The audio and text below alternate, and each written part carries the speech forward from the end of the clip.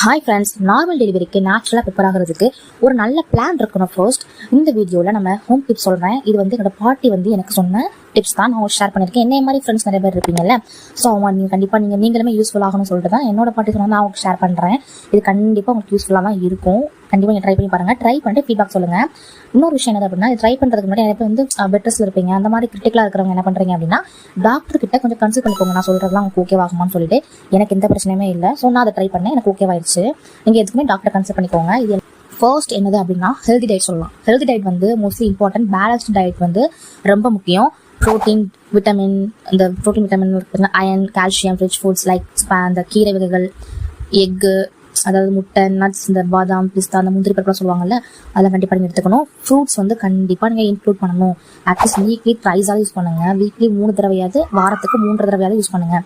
ஹைட்ரேஷனுக்கு கண்டிப்பாக நீங்கள் தண்ணி குடிக்கணும். உங்களுடைய அந்த அம்னியோட்டிக் ஃப்ளூயிட் வந்து நல்லா இருக்கணும். உங்கள் ஸ்கேன் ரிப்போர்ட்ஸ்லாம் போட்டிருப்பாங்க அம்னியோட்டிக் ஃபுட்னு சொல்லிட்டு. ஸோ அது நல்லா இருக்கும்னு சொல்லிட்டு நான் தண்ணி இந்த சிம்பிள் டிப்ஸ் ஃபாலோ பண்ணிங்கன்னா நார்மல் டெலிவரிக்கு ப்ரிப்பேர் பண்ண ஈஸியாக இருக்கும்.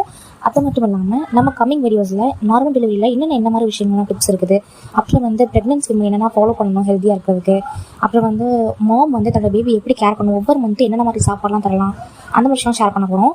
கண்டிப்பாக நீங்கள் வந்து நம்ம கூட வந்து கனெக்டில் இருங்க. ஸ்டே ஹெல்த்தி, பாசிட்டிவாக இருங்க. Enjoy your pregnancy journey. Like and share